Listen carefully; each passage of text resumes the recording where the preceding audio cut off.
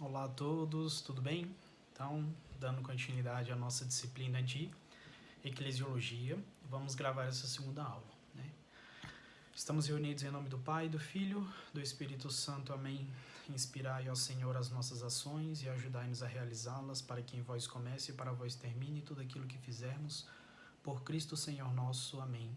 Santa Maria, Mãe da Igreja, rogai por nós. Em nome do Pai, do Filho e do Espírito Santo, amém. Bom, para podermos começar bem, né, a nossa aula hoje, quero começar lendo uma catequese de Bento XVI, né? Tem essa obra publicada pela Vozes, né, se chama Mistagogia de Bento XVI sobre a Igreja, né? O termo mistagogia aqui não se encaixa muito bem, né? O correto seria catequeses de Bento XVI sobre a Igreja.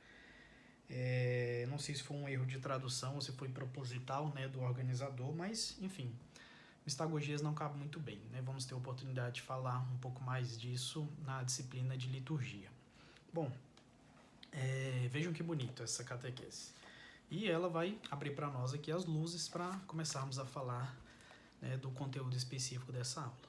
Muito bem, olha que bonito. Queridos irmãos, os textos escutados, a leitura, o salmo responsorial e o evangelho têm um tema comum que poderia ser resumido na frase: Deus não falha.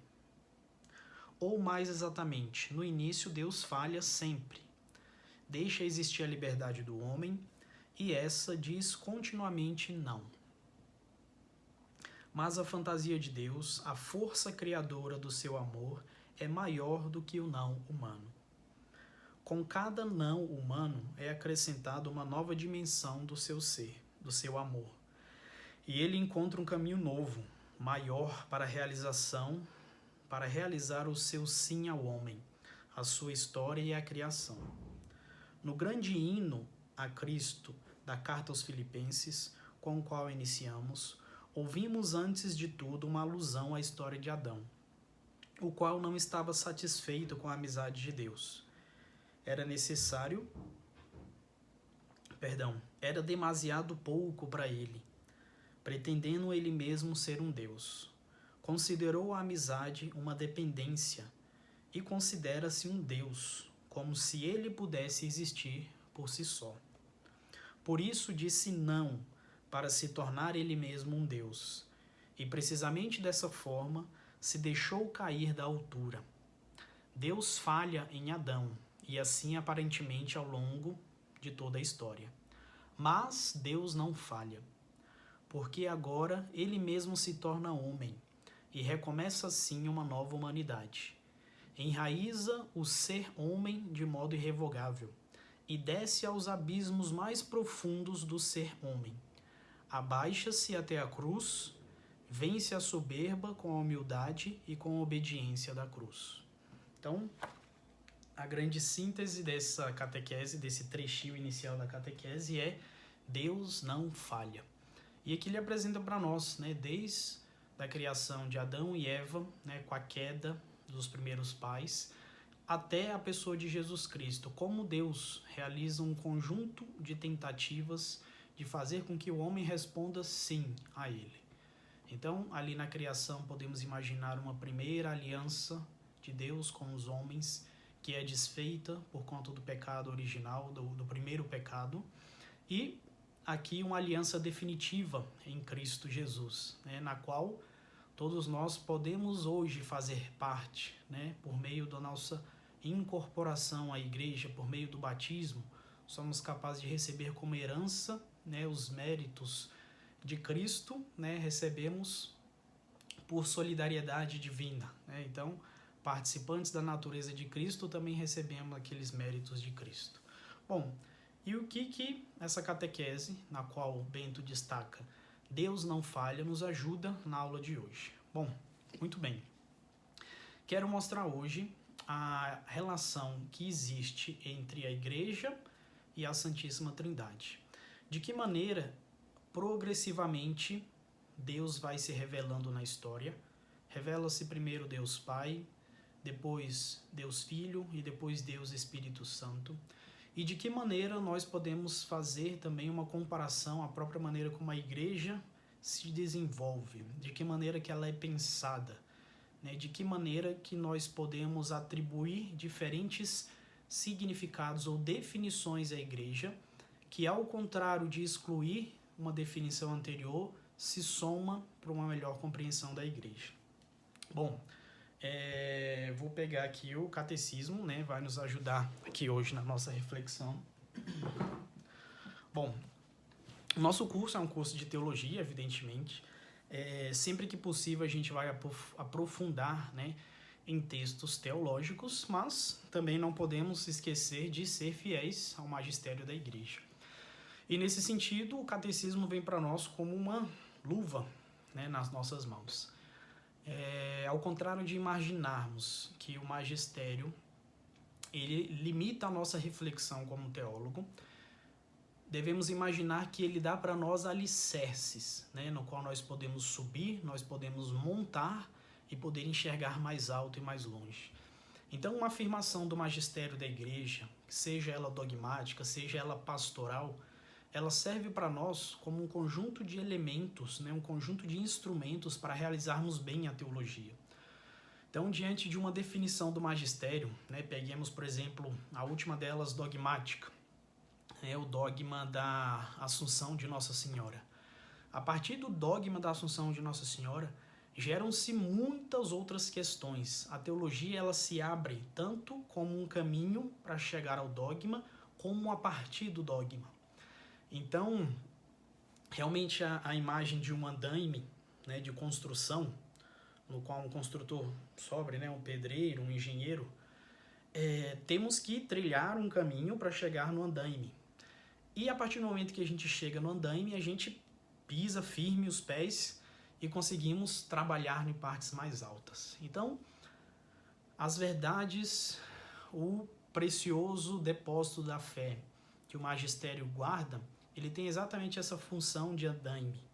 E nós podemos realizar teologia para poder chegar nesse andaime e podemos realizar uma teologia a partir dele. Então, uma teologia da história, que contempla a história de formulação dos dogmas, é um passo para se chegar ali. As consequências que aquele dogma tem na nossa vida é uma outra forma também de se realizar teologia. Então, em outras palavras, né, tentemos imaginar um dogma simples, né, que nós temos na igreja. Fora da igreja não há salvação. Qual é o itinerário, né, que os grandes teólogos realizaram para poder chegar a essa definição? Quem foram as primeiras pessoas que utilizaram? Né, nós sabemos historicamente que essa expressão aparece dentro da patrística latina em Orígenes e dentro da patrística grega em São Cipriano. E cada um desses autores possui uma visão diferente, né, do que significa essa expressão. E a partir disso, o que significa para nós, para a nossa salvação, para a nossa vivência hoje, essa expressão?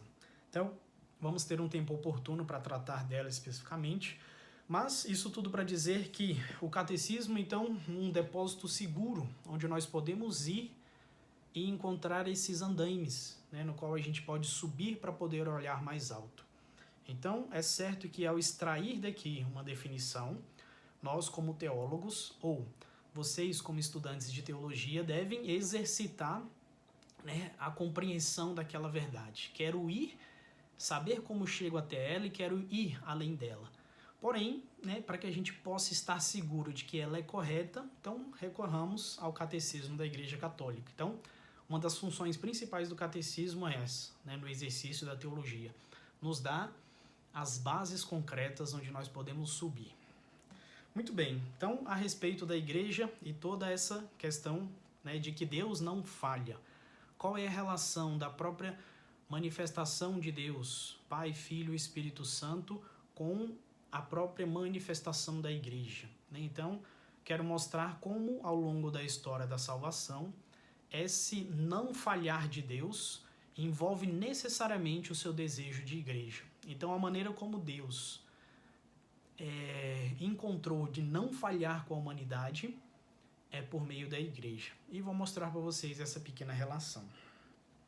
Deixa eu só me encontrar aqui no catecismo. e eu já o chamo.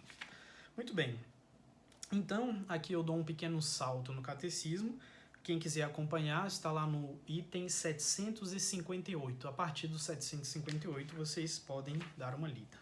Aqui vai falar sobre a origem, fundação e missão da igreja. Bom, no primeiro momento, tem uma frase muito interessante, né, que ele coloca aqui para nós. Deixa eu conferir a referência aqui, só para não falar de maneira errada para vocês. Isso mesmo, está numa obra, né, Pastor de Hermas. E ele diz o seguinte: o mundo foi criado em vista da igreja.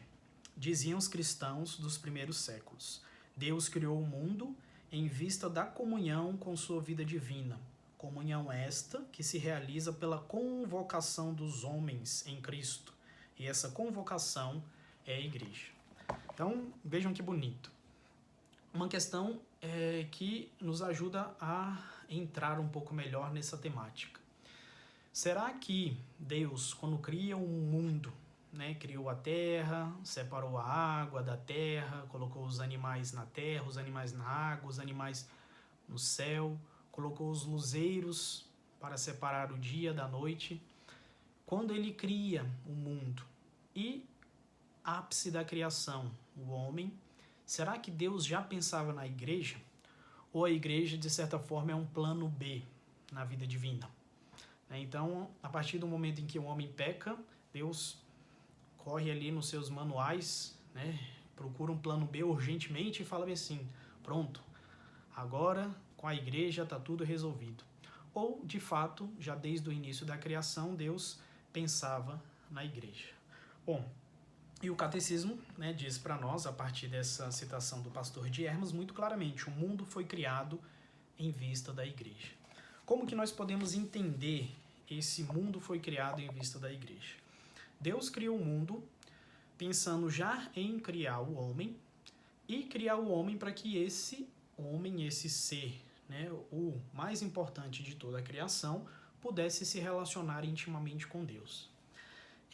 Tem um debate interessante, eu não lembro de quem com quem, é do William Lane Craig, que é um protestante apologeta, com um outro senhor.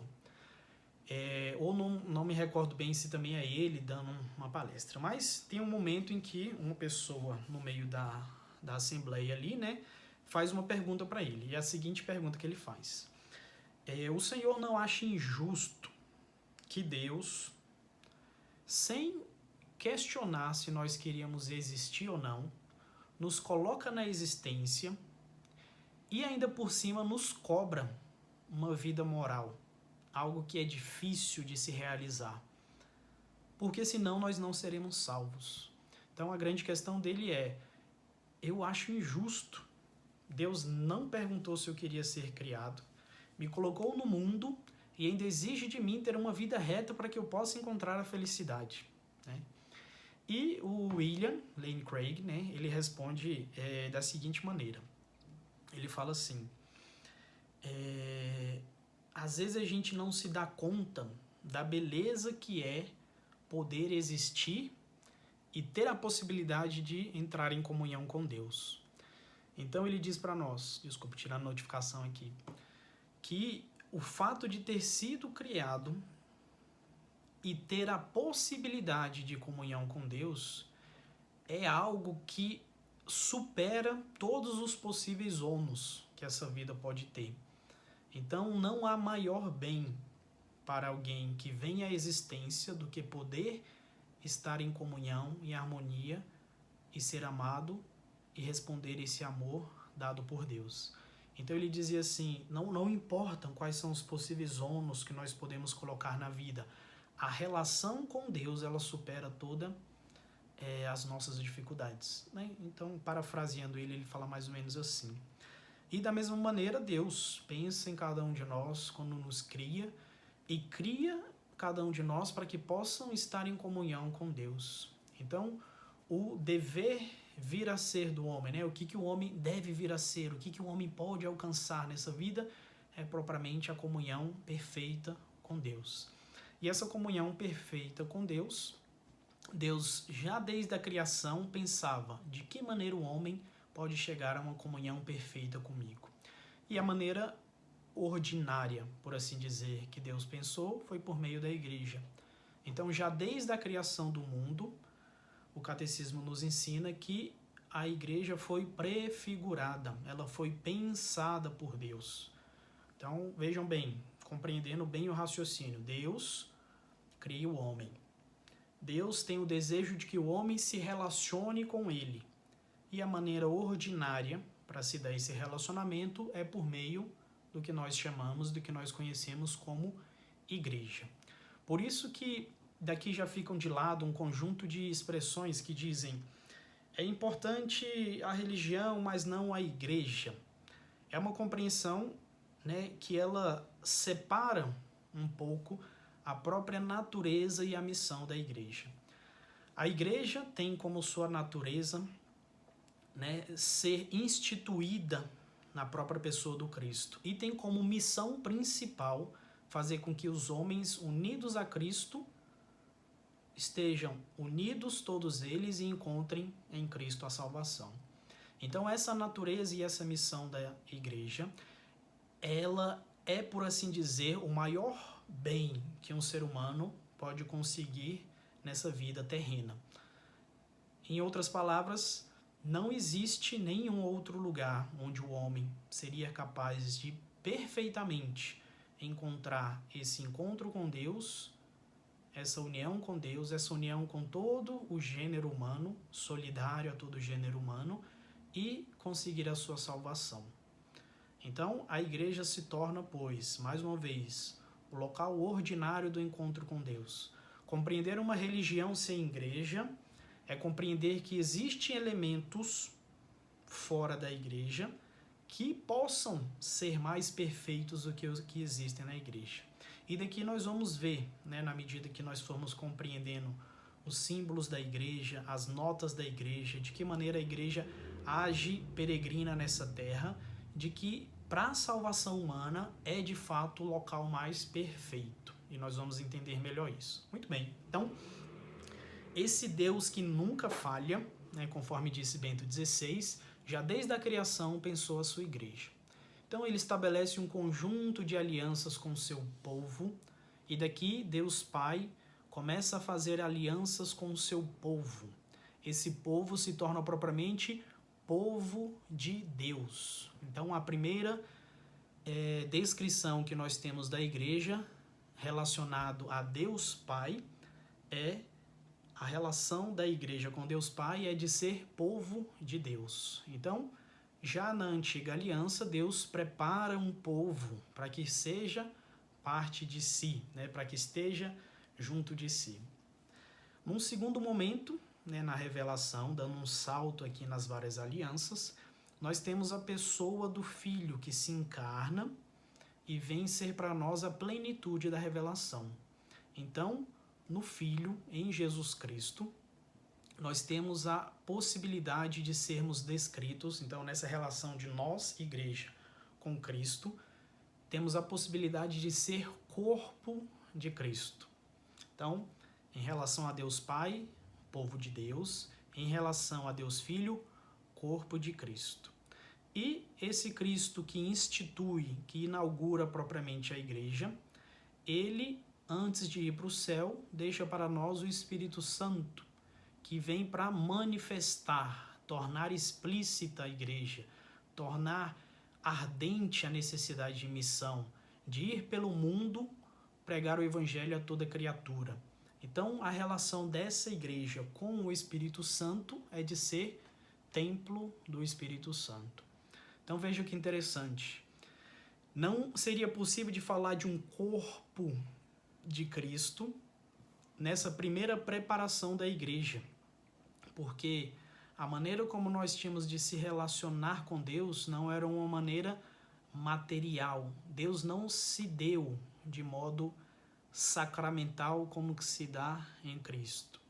Então, é uma maneira mais rústica de se referir a essa igreja como um povo que pertence a alguém que é Deus.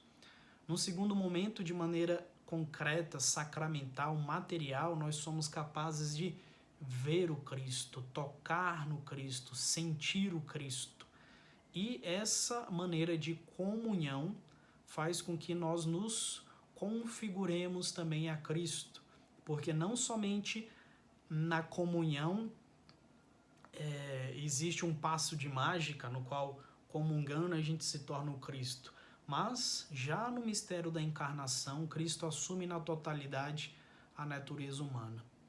E por fim, uma relação que ela se dá um pouco mais íntima e um pouco mais espiritual, diz respeito também à nossa vida interior, é a maneira como nós nos relacionamos com o Espírito Santo. O Bernard Sesboué tem uma pequena obra que foi publicada pela editora Santuário que fala de um Espírito Santo sem rosto e sem voz. E esse Espírito Santo sem rosto e sem voz se manifesta principalmente no interior de cada um de nós. Por isso que a imagem mais perfeita para tratar dessa relação também não seria simplesmente a pertença a um povo de Deus e não seria sacramental como o corpo de Cristo, mas de fato como um local onde o Espírito habita, portanto o templo do Espírito Santo. Então, Deus Pai se revela, envia o seu Filho, o Filho e o Pai juntos enviam o Espírito Santo.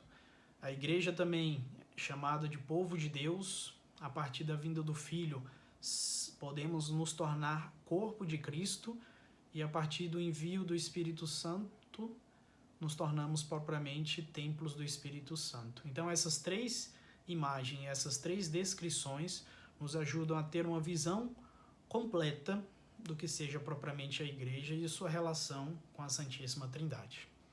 Bom, então, para não estender muito, quero também fazer aulas breves. Encerro aqui por hoje e daremos continuidade na próxima semana. Então, muito obrigado a todos. Podem deixar comentários, perguntas. Aqui, pela plataforma tem como fazer isso. Pode mandar um e-mail pessoal também. Enfim, fiquem à vontade. E bons estudos de teologia. Em nome do Pai, do Filho e do Espírito Santo. Amém. Obrigado.